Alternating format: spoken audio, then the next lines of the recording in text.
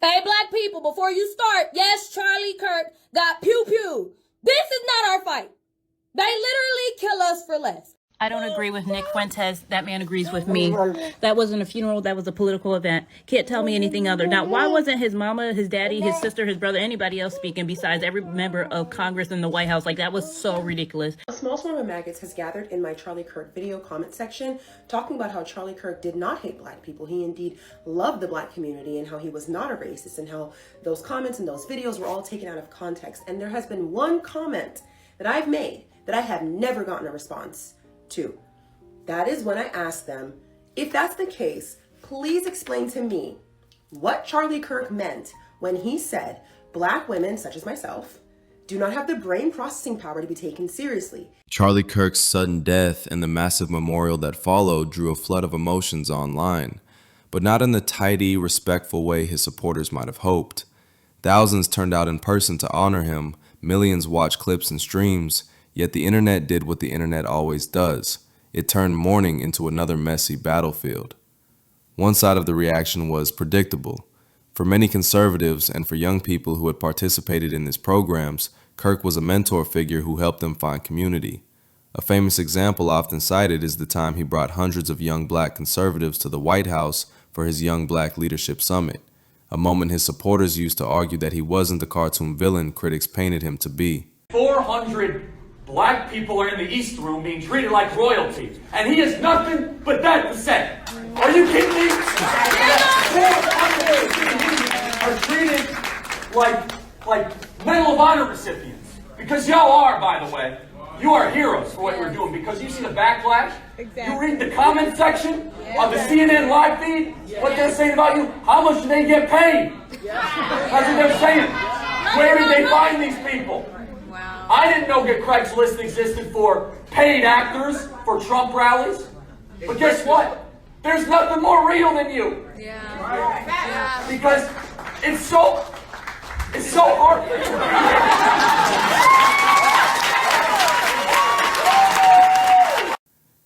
In that light, his death feels not only tragic but symbolic, an attack on their movement as much as a personal loss. But the other side of the internet was far less forgiving.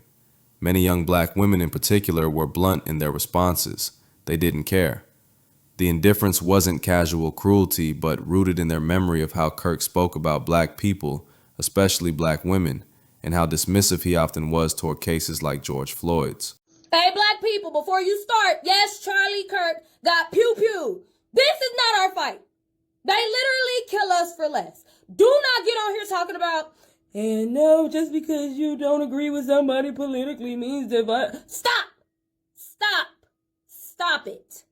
Because I've already started seeing it. Stop. Let the white folks deal with that shit. It was a white-on-white crime. This is not our time to be black saviors to these motherfucking devils. Fuck. I've seen it 20 times. You get on my mother. You want to know why we don't care? George Zimmerman. Yep, the dude who unalived Trayvon Martin. He auctioned off his pew-pew that unalived Trayvon Martin online, and the highest bidding was $65 million. Now, he did end up selling it privately for $250,000 because the bidding fell through, but $65 million!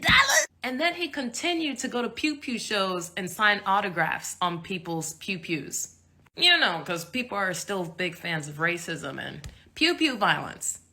And now we fast forward to today, and everyone all of a sudden has moral standards. Oh, those content creators be pissing me off so bad. I don't care what side you're on, but what happened to Charlie was terrible. The only people picking sides are the people choosing to speak up now. Stop telling us to mourn someone who has never mourned us. Stop telling us to mourn someone when you never mourned us. For them, public mourning for Kirk made no sense when so many black lives lost to police brutality went unmemorialized, or worse, ridiculed by the same man now being mourned.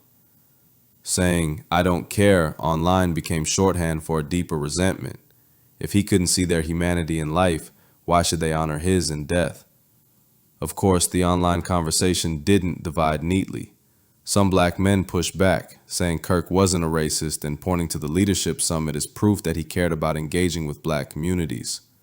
They acknowledged his flaws but argued that no one deserves to be gunned down, least of all in such a public, violent way. I want to show a clip of Charlie Kirk being a racist for 2 minutes straight. Give me one thing that white people and black people have different biologically. Don't change the question of this, like DNA-wise, we are different. No, we're not. That's a lie. It has been disproven. Front page of National Geographic 6 months ago. Racism created by society. If you look at DNA independently in a science laboratory, they cannot distinguish between a black person or a white person if they look at just the DNA, because the only difference is the melanin.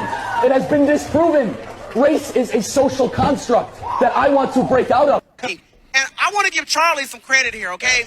Back in 2019, Charlie Kirk helped a lot of young blacks get to the White House. He changed a lot of their lives. A lot of them never imagined going to the White House. And Charlie helped hundreds of young black boys and girls go to the White House. Charlie, thank you for that. Thank you, Charlie. Thank you, Charlie. Thank you, man. So for people who want to call Charlie a racist, kiss my black ass, excuse my language. Charlie Kirk is not a racist. That perspective clashed loudly with the "he was racist" full stop crowd, and the result was a feed full of arguments that spiraled in every direction at once. It's worth noting that the internet isn't built to handle nuance. Algorithms reward extremes, and so the loudest voices rise to the top. On one side, you get mourners posting candle emojis, hymns, and solemn speeches. On the other, people shrugging with memes, laughing at the irony, or reminding everyone of the names of black victims whose deaths never got this kind of coverage. Please explain to me what Charlie Kirk meant when he said black women, such as myself, do not have the brain processing power to be taken seriously. And in order to get their jobs in high positions, like any job I had in government or in law, it was an affirmative action choice, and I took the slot of a white person. So I asked that question to all of the maggots, and they don't respond. Not one has written me back. You know why? Because that reality that he actually said that and he actually was a racist goes against whatever the heck they've created in their head, whatever image or fantasy they've created in their head about who Charlie Kirk was and who their party is. Trump, MAGA Republicans, not all conservatives. Trump, MAGA Republicans specifically. They live in this land of delusion and propaganda.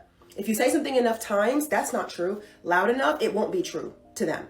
It doesn't matter how much evidence or proof, or if you show them the facts right in front of their faces, they will not believe it. It's kind of like how we said that Trump was going to destroy this country if he became president, and how they were like, no, he's not. He's that guy. They were calling Trump dad, daddy.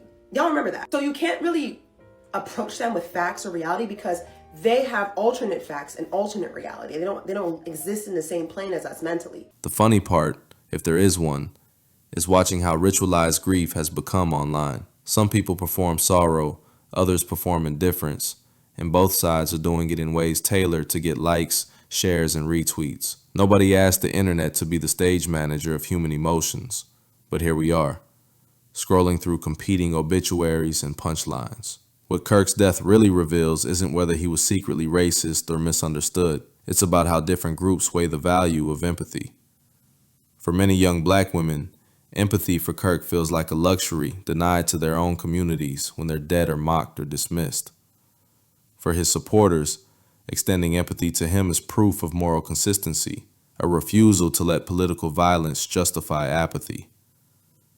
Neither side is wholly wrong, but both are speaking in shorthand, playing their part in a larger performance. In the end, Kirk's memorial and the online fallout are less about one man and more about the economy of grief in the social media age. Who gets mourned, who gets mocked, and who gets ignored is a political act now, one expressed with memes, hashtags, and threads instead of flowers on a grave.